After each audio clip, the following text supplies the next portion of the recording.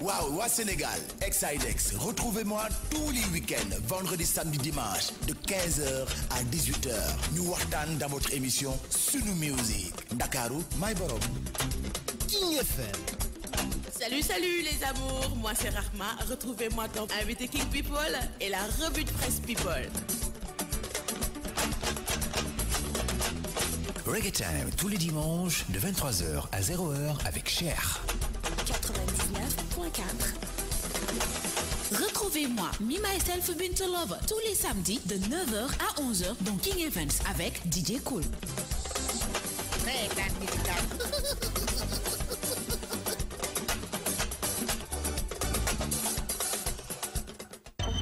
Ne bougez pas, c'est l'heure de la pub. Tu veux retirer de l'argent à partir de ton compte? Tu as oublié ta carte? Utilise le service Express Cash, disponible sur l'application EcoBank Mobile. Ton téléphone devient ta carte bancaire.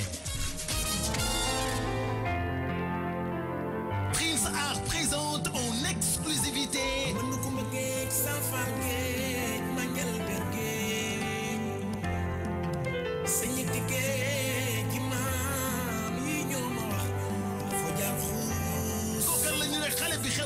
Kokan la ñu ne borom enjoy mu battre record de vente yop site yop di ko xëccoo ah mbokk yi le mbalax royal de Pape Diouf et la génération consciente ñoo leen dig daje le samedi 12 mai fan la ñu ne au 6S entrée 5000 VIP 10 000 VIP prestige 20 000 ah mbokk yi la grande sortie de Pape Diouf et la génération consciente ce samedi 12 mai au 6S damani le 12 mai 6S Fossane Mbatou Moutak ticket disponible dès maintenant ci Rapidos au 33 859 38 28 infoline 77 182 20 82 wala nga dem ci dougalfi.info ah mbokk yi le 12 mai ak Pape Diouf di ngeen gis lu ngeen mës a gis ma tay di leen gi nooy mooy day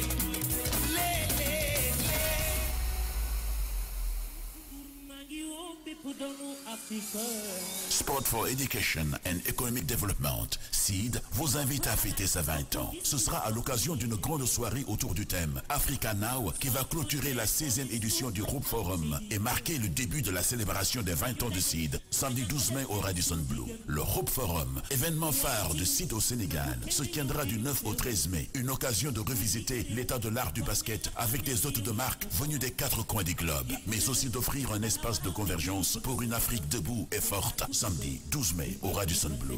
De la décoration africaine au défilé de mode moderne sous la roulette de Adama Paris avec Mamfa Gay et Batidjoum. En passant par la restauration africaine.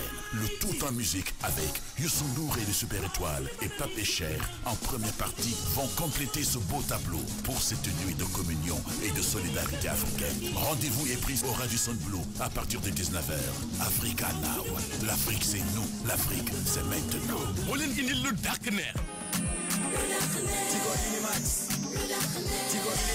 Dangay wote te du coupé SMS kuy tigo te du loupé internet di nga jot ku ne fu ne Ilimax mak ndaw bu ne bu ne Ilimax mooy jëlal sa temps wote ci réseau yëpp jëlal sa temps SMS doo ko jeexal jëlal sa temps connectel sa su ne booy jëlal sa temps Ilimax mën nga jël benn fan su la neexee semaine wala weer Ilimax mooy bu ne mak ndaw tigo dikkati na nal waaw raka ndaw Ilimax sa ka neex sa su ne maa ngi ci te du jeex Ilimax sa ka neex sa su ne yaa ngi ci te du jeex Ilimax dangay wote bépp réseau Ilimax lu ko gën a neex Ilimax dangay wote bépp réseau Ilimax lu ko gën a neex Ilimax offre Ilimax yu bees yi ci lu tàmbaleeg 500 dong FM 99.4.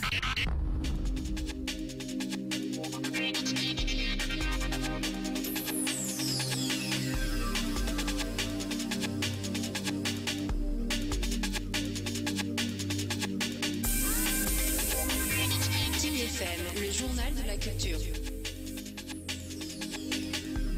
Il est exactement 10h06 dans les locaux de la King FM, l'heure du journal de la culture. Voici les titres. Commençons avec musique. Ce 11 mai, aux couleurs du reggae, date de la commémoration du décès de Bob Marley qui fut le pape de ce genre musical. Cinéma Gombi, le film sénégalais qui a été retenu au Festival de Cannes dans cette édition. Son réalisateur nous en parle tout de suite, le développement.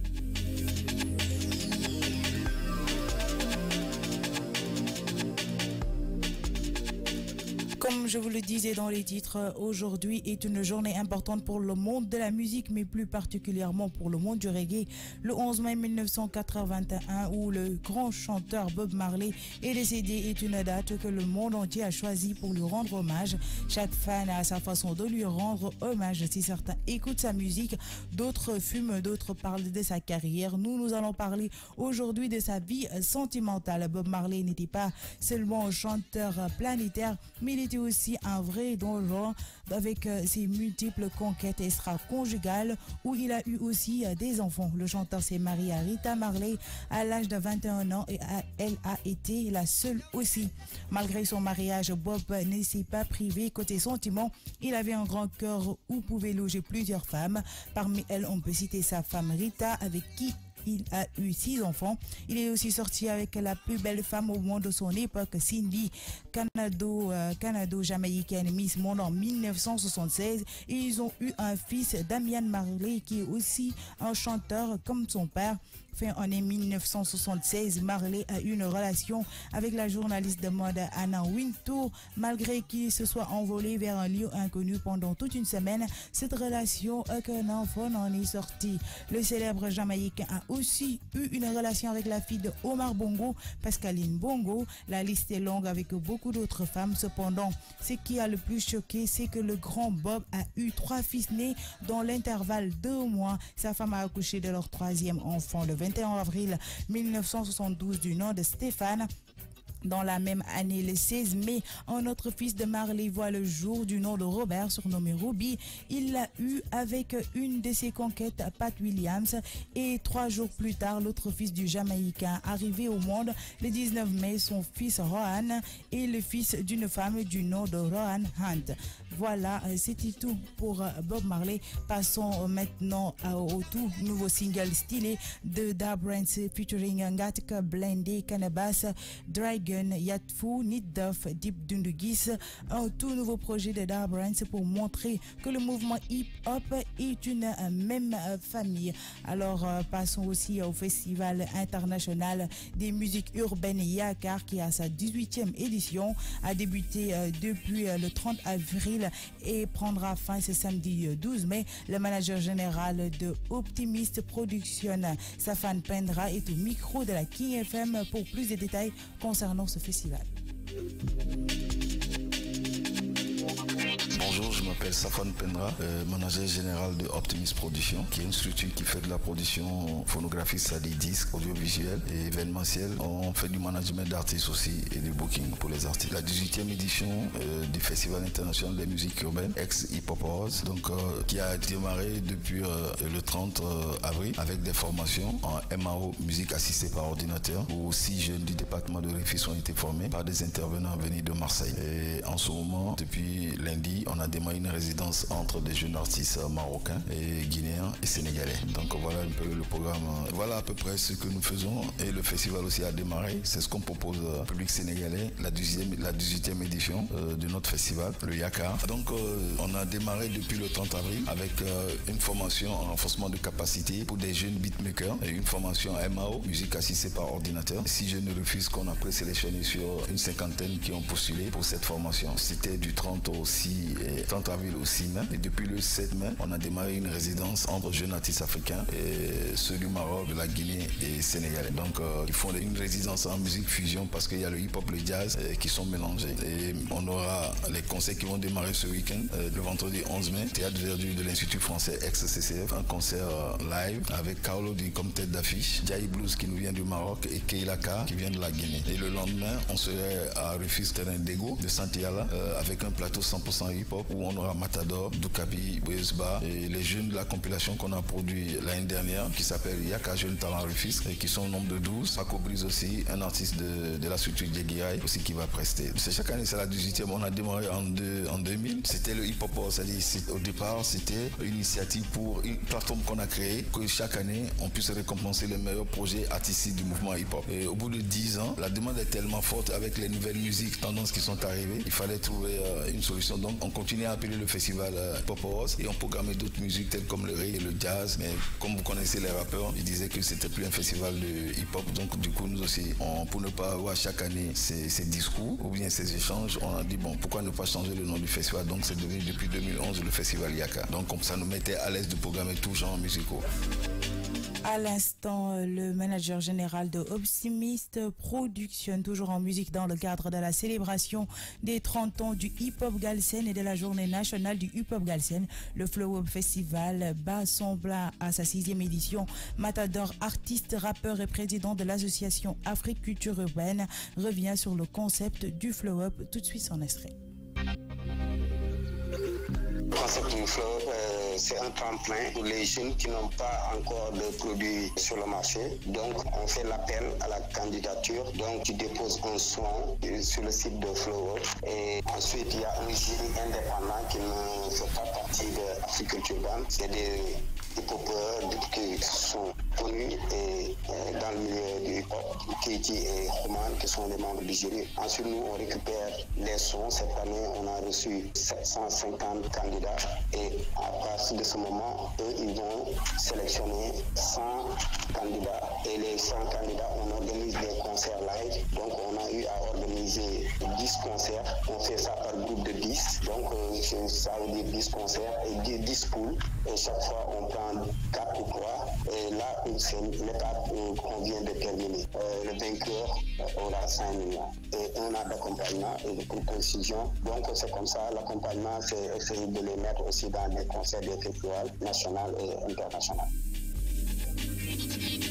Parlons à présent de cinéma et parlons du film de Molikan Gombi qui a été sélectionné au Festival des Cannes dans la section Corno. Le réalisateur Moli partage avec nous son ressenti à l'annonce de la nouvelle et nous résume un peu son film. Voici son extrait. Lorsque j'ai appris la nouvelle que mon film Gombi a été retenu au Festival de Cannes, section Corno, j'ai ressenti énormément de plaisir, de bonheur. Mais aussi j'ai pensé à ces braves gens qui ont énormément travaillé corps et âme pour la réalisation de ce court-métrage. Mais aussi j'ai pensé aux migrants qui sont partis, qui ont pris la Méditerranée pour arriver en Europe. Une grande partie se sont péris. Du coup, ça m'a bouleversé, ça m'a énormément touché.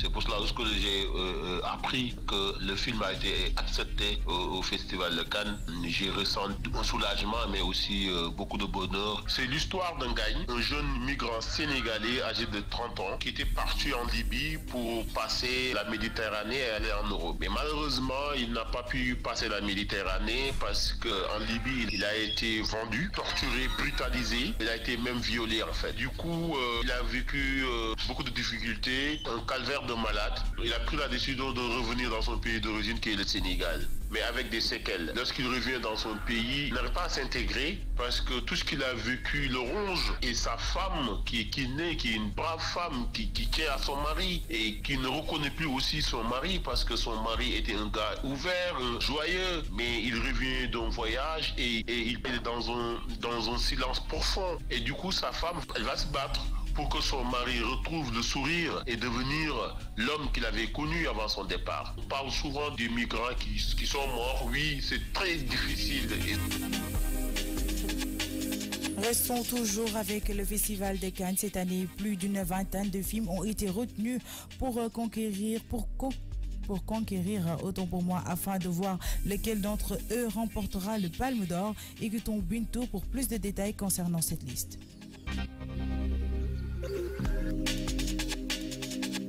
Restons toujours dans la mouvance Festival de Cannes 2018. Kate Blanchett aura l'honneur de récompenser le meilleur film de la sélection cette année. Ils seront une vingtaine de films à se disputer la prestigieuse Palme d'Or. Mais pour cette année, Cannes a reçu un nombre de films record. 1906 longs métrages. Thierry Frémaux, le délégué général du festival, à savoir des gens que vous n'attendiez pas ou peut-être pas cette année sur place. Les films retenus pour la sélection officielle cette année sont Everybody Nobody Now, Azar Faradi avec Javier Bardem et Penelope Cruz. En guerre pour les Français, Stéphane Brisé. Il y a Docman, l'Italien Matteo Garonne. Nous avons le livre d'images pour la France avec Jean-Luc Godard. Asako 1 et 2, c'est pour les Japonais. Ryuzuki Hamaguchi. Nous avons Plaire, Aimer et courir vite. Toujours avec les Français, Christophe Honoré. Les filles du soleil, français aussi. Eva Yuson.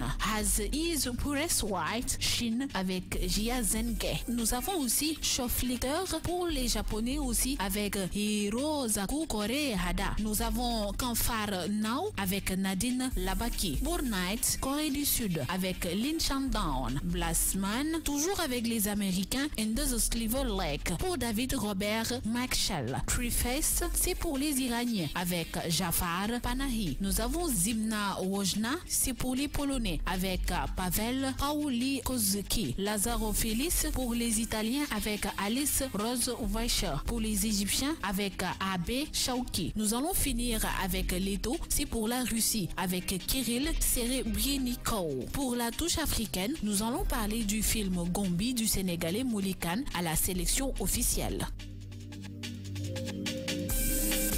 Merci beaucoup Bintou. À présent, parlons de sport. Serena Williams se retire finalement du tournoi de la WTA à Rome et du mondial du 2018 avec Rahma.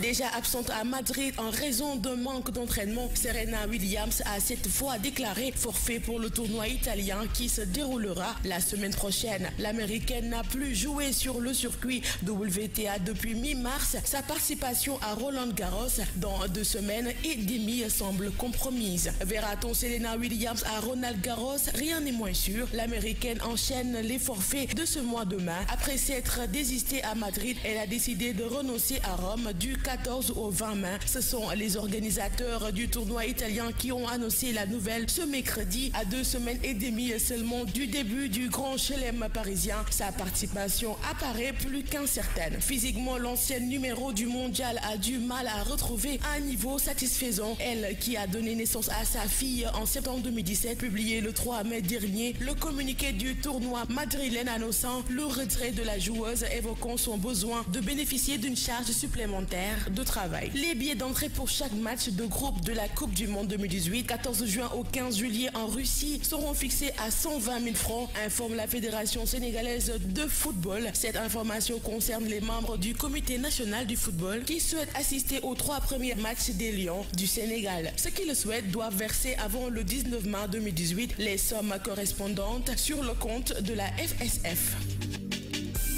Merci beaucoup Rahma. Toujours en sport, Pape Thiam, le président de Diaspora Gaïndé, la Coupe du Monde 2018 en Russie se prépare. Les 12e Gaïndé et le Diaspora Gaïndé se sont réunis pour pouvoir mieux supporter les Lions pour ce grand événement. Pape Thiam, le président de Diaspora Gaïndé, nous a fait savoir qu'ils feront une marche de la Mingué jusqu'au palais pour montrer qu'ils sont fin prêts pour la Russie et plein d'autres programmes. Par exemple, quand ils seront en Russie, il y aura un village qu'ils ont nommé Village du Sénégal où un défilé aura lieu, des sabars et des cimbes, tout cela pour vendre la culture du Sénégal avec des tenues de tradition. Et il finit par demander au gouvernement de plus les appuyer pour mieux avancer dans leur programme. Et voilà, c'était tout pour votre passeport. Nous allons passer à votre agenda culturel. Musique concert, 3e édition du festival Vert Jaune Rouge avec Bidé Roubès vous donne rendez-vous ce 11 au 12 mai à la place du Souvenir. Le festival Yakar vous invite au théâtre de Verdure à Dakar pour un concert avec Carloudi, Fanny Fayard et Diblos aujourd'hui à partir de 20h. Vous qui voulez découvrir de nouveaux films, voici une saison en France qui parle de Abbas, professeur de français qui a fui la guerre en Centrafrique pour bâtir une nouvelle vie en France.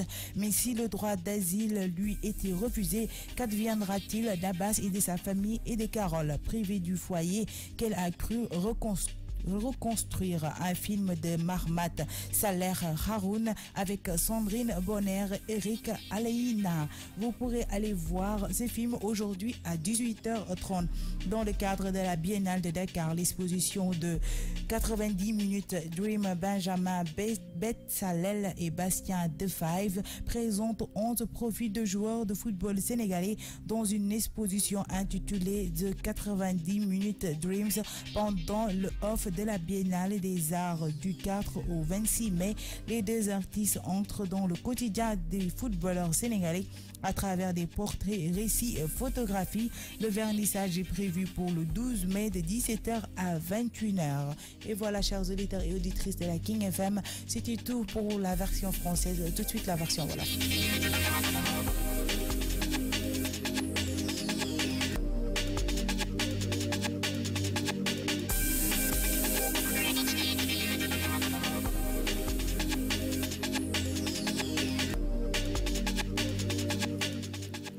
mbokk yi dal leen ak jàmm ci seen journal de la culture li gën a fës nag ci xibaar yi nag wàllu musique tey jii ci fukki fan ak benn ci weeru mai nag li nga xamante ni moom moo di date bi Bob Marley daal di génnee àddina nag moom mi nga xamante ne moom moo nekkoon ci gën a am doole ci wàllub musique reggae ci cinéma nag dinañ waxtaanee li nga xamante ni moom moo di góom bi ak film nekk film boobu la nga xamante ni kii di Molly Kane nag moom moo ko daal di def nag jot nañu ko téye ca foofule di festival bu Cannes moom mi le Molly Kane nag dina ci ñëwaat ngir ay leeral ñu jàll léegi ci li nga xamante ne moom moo di yaatal.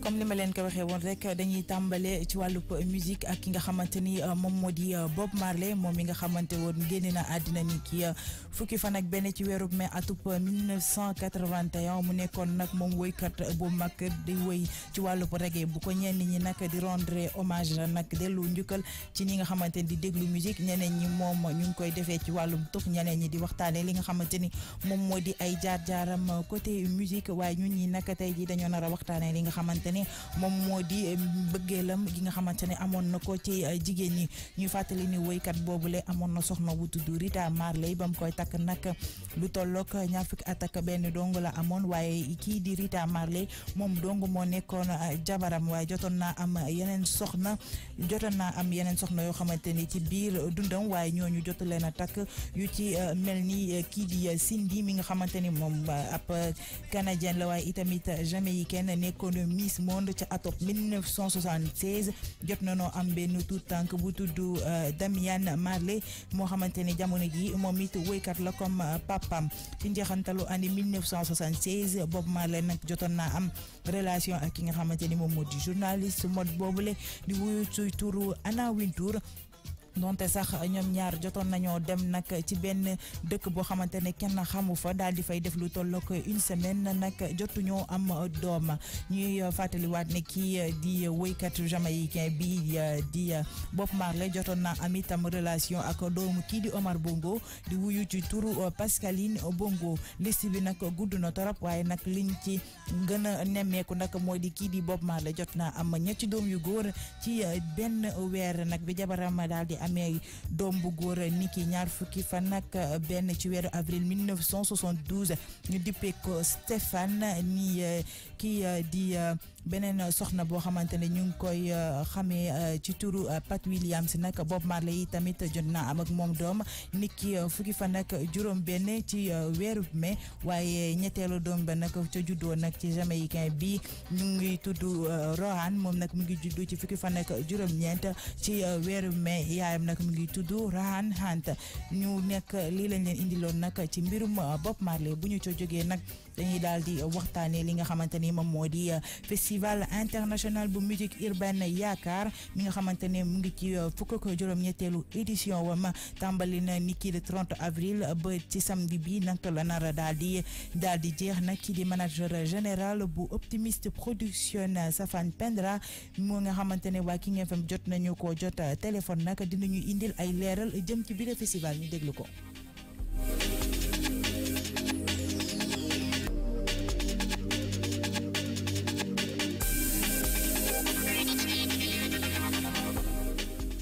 moom mi leen nag safaan nag ñu daal di daal nag ci li nga xamante ne moom loolee ay kàddoom loolu la yëkkati mi ngi xam le ni festival bi nag bi ñu ko taxawalee ci atub 2000 la woon festival bi leen nag yorul woon tur bi la waaye dañu ko mujjee soppi ndax festival bi la dafa ëmb ñu bëree bëri ñu ci mel ni wéykatu jazz yeeg rap yeeg yëpp ba tax na nag mi ngi xam le ni loolee tax ñu soppi tur wi waaye itamit festival bi doon na lu am solo ndaxte dañuy daal di jàppale ñi nga xamante ni ñoom ñoo di wéykat yeeg ñi nga xamante ne ñoo ca bokk ngir fësal leen bu baax ñëpp mën leen a xam nag muy wax ne festival bi la nag ñu ci bëri nag dañ ci gis seen njëriñ ba tax na nag ni ki tey ji nag dina amal benn concert boo xamante ni kii di Carlou D waaye itamit yeneen wéykat yoo xamante ne ñu ngi jógee ca Maroc ak yeneen dëkk dinañ ko amal nag ngir daal di waajal njeexintal bi nga xamante ne ni ki samedi fi ko fa nag ñaar nag la nara am bu ñu jógee ci moom nag dañuy waxtaan li nga xamante ni moom moo di célébration wu 30 ans bu hip hop Galsen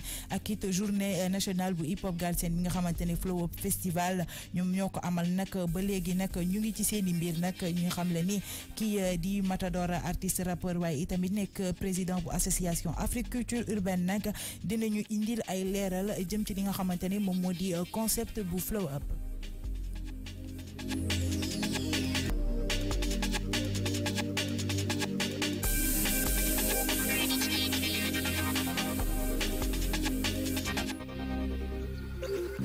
association bi dañuy organiser concours Flow Up mu nekk concours boo xam ni jeunes yi nga xam ne ñu ngi nekk ci culture urbaine te amuñu produit sur marché bi ñoom lañ ko jagleel bi mooy 6e édition bi envoyé benn son sur internet sur suñu site bi après ñun dañuy récupérer son bi jox ko jury bi nag c'est indépendant bokkul ak ñi waa Africulture donc président bi c'est Keyti et Xuman donc ñoom ñooy def audition yi après génneel ñu cette année bi ñu amee 750 inscrits donc ñu génn ci 100 groupes yi ñu def ko ay 10 poules de 10 groupes concert yi nga xam ne dañ ko organiser mini festival lañ ko tuddee Flow Up 10 jours enchaînés lañ ko def année bi donc chaque jour 10 groupes yi ñu génn ci 2, 3 wala 4 groupes donc on est à 40 groupes xam ne ñooy dem ci demi-finale yi ensuite ñu door a dem ci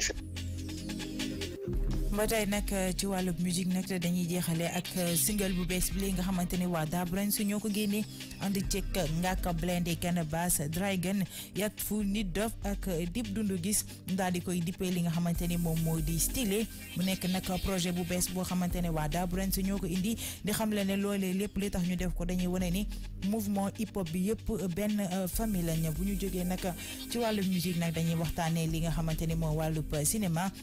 lii di film bu Moli Kane ñu dippee ko góom bi nag dañu ko daal di sélectionné fële ca festival Cannes ca section Corno réalisateur Moli nag moom mi ngi daal di waxtaan ak ñun ci li nga xamante ne loolu la yëg bi ñu ko waxee bile xibaar ba tax na itamit mu daal di ci doole li nga xamante ne moom moo di résumé film bi maanaam jël film bi tënkal ñu ko ñu déglu ko.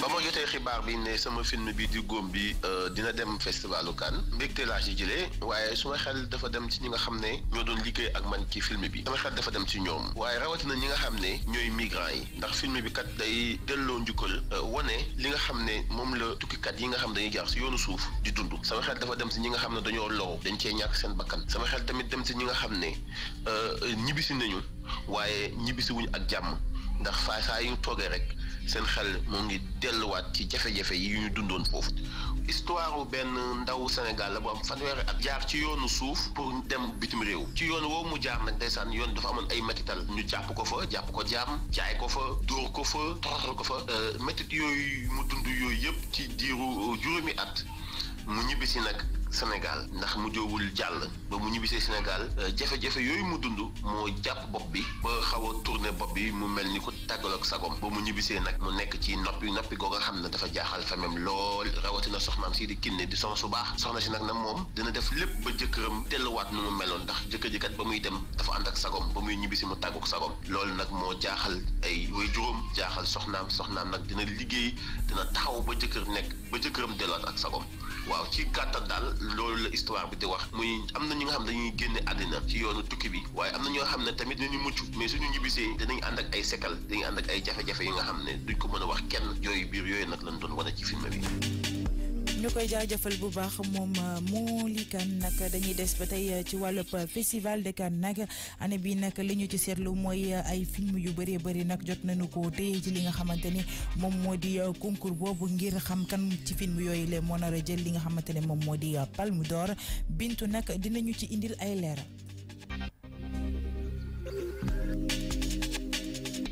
ñu ngi ci festivalu Cannes 2018 ba léegi Kate Blanchett mi nga xam ne que mooy présidente bi moom dina am bànneexu daal di joxe li nga xam ne que mooy film bi ci gën moom nag li mu wax film yi nag ëpp na 20 waaye année bi nag film yi daal dina am record ndax 1906 long métrage moo ci am ki nga xam ne que mooy Thierry Frémaux délégué généralu festival bi nee na at bi dina am soppeeku yu bëri yoo xam ne que dina ci am léegi nag ñu jàll ci film yi nga xam ne que moom nañu tànn Everybody Now moom nag Asghar Fardadi moo ci ànd ak Xavier Bardem at ki nga xam ne que mooy Penelope Cruz ñu ànd tamit at En Guerre mu nekk français yi Stéphane Brisé la moom Dogman italien yi Matteo Garrone Le Livre d'Images mu nekk français moom tamit moo ko def ñu ci ànd at Jean-Luc Godard Asako 1 at 2 japonais yi la ñu ci ànd ak at Ryusuke Hamaguchi Plaire, aimer et courir vite français le moom Christophe Honoré Les Filles du Soleil moom tamit français la Eva Hewson moo ko def Has is Press Right mu nekk benn chinois ñu koy woowee Jian Zanke Shopify moom japonais la mu indi Hirozaku Korehada ci japonais yi la ki ko indi Hirozaru Korehada ñu dem nag ci Capharnaüm moom nag libanais la mi ngi tudd Nadine Labakia Burning Corée du Sud ñu ci ànd ak at Lynn Shandon Spike Lee moo ko indi moom américain la ñu daal di des tuuti ci américain yi ki nga xam ne que mooy David Robert Mitchell moom mi ngi indi Under Slave Lake Triface moom iranien la Imna Wojna moom polonais la moom mi ngi tudd Pavel Pawliszewski Lazaro Félix moom italien la ñu ci ànd ak at Alice Rohrwacher Yomidi nag Égypte la moom A ak B Shawki lañ koy woowee ñu daal di tëjee at waa Russie Leto moom nag ki ko indi di Kirill Serebrennikov am na nag ay africain plus précisément benn sénégalais bu ñuy woowee Moly Kane moom filmam daal di tudd Gombi moom nag sélectionné nañ ko ci sélection yu njëkk yi. koy jaajëfal bu baax moom Bintu dañuy jàll nag ci wàllu sport nag tàmbali ko ak ki nga xamante ni moom moo di Serena Williams mi nga xamante ni moom jot naa génn ci li nga xamante ni moom moo di tournoi bu WTA waaye itamit dinañ waxtaanee mondial 2018 nañ ci déglu Rahma. Serena Williams moom nag dafa déclaré ni du jouer ci tournoi italien bi nga xamante ne ni mu ngi war a am ci semaine yi di ñëw ndax gëj naa jouer nag match bu baax donte sax xamee nañu ko ci ñi gënoon a mën li ñuy def ci wàllum tennis waaye nag laaj bi tamit samp ba tey rek lu tax moom warul a mën a jouer waaye li ñu xamle rek mooy bi mu amee doom yàggul te it boobu ba tey daal dafa mel ni ku manqué entraînement ba tax ñoom ñii nag ñu wax ko mu defaraat yaramam bu baax balaa moo ñëwaat fédération sénégalaise bu football nag yëgle nañu ni match bi nga xamante ne nii nag moo war a am 14 juin jëm ca 15 juillet fële ca Russie ngir seetaani ko nag prix yi fixé nañu ko ci 120 000 francs pour match bu nekk ci ñetti match yooyu noonu war a am waaye li mu concerné nag mooy membre yi nga xam ne ñoo nekk ci communauté nationale bu football te it bëgg koo dem seetaani nag ñoom ñu ngi leen ñi diggal rek ni xaalis boobu nag dañu ko war a verser ci 19 mars 2018 lu ko weesu rek jongante yooyu daal dinañu ko tardé. ñu koy jaajëfal bu baax moom Rahma nag dañuy jàll ci wàllu sport ba tey nag dem ci ki nga xamante ni moom moo di Pape Thiam nekk président bu diaspora bu gaynde nag mi nga xam le ne lii di coupe du monde 2018 ba nag ci Russie ñoom ñu ngi koy waajal bu baax a baax ba tax na ñoom nag ak waa 12e bi gaynde dañoo booloo ngir daal di jël mbile événement nag daal di koy def lu rëy rëy ngir ñu bu ñu demee mën a supporter bu baax suñu gaynde yi ñu déglu ko.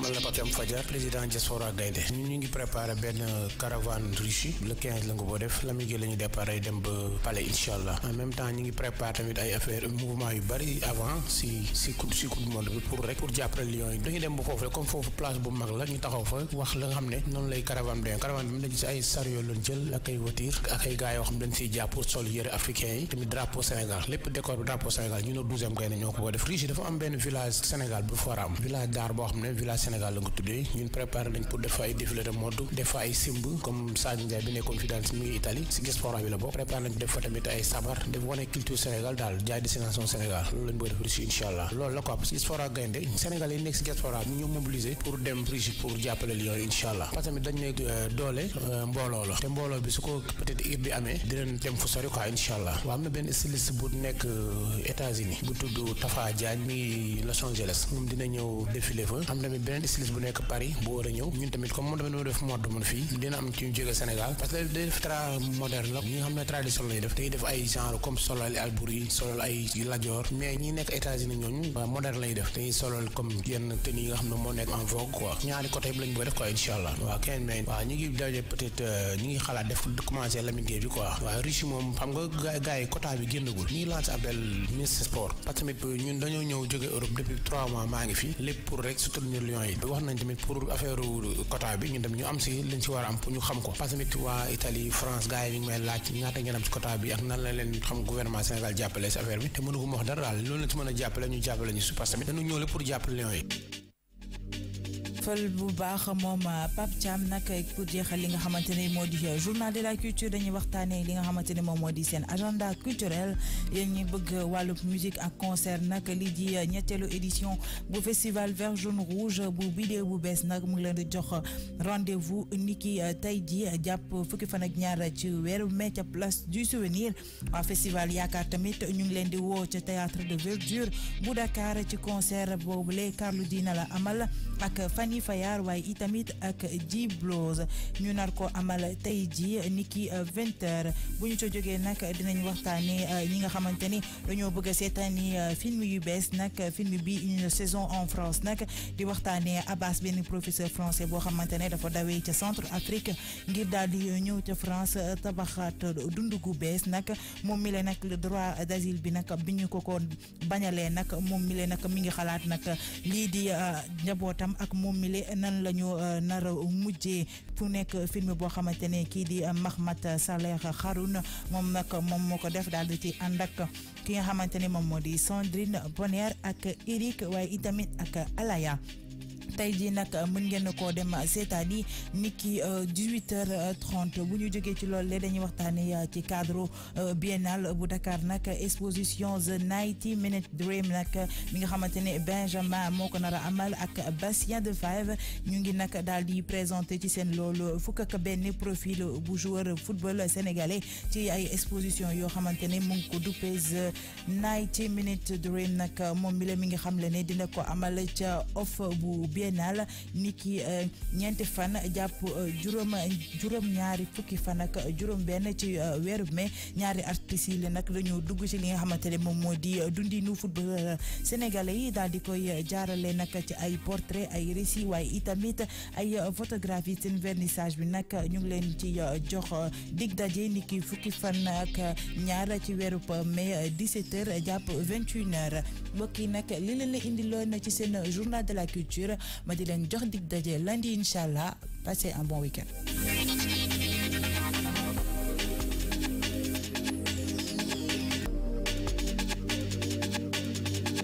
FM 99.4.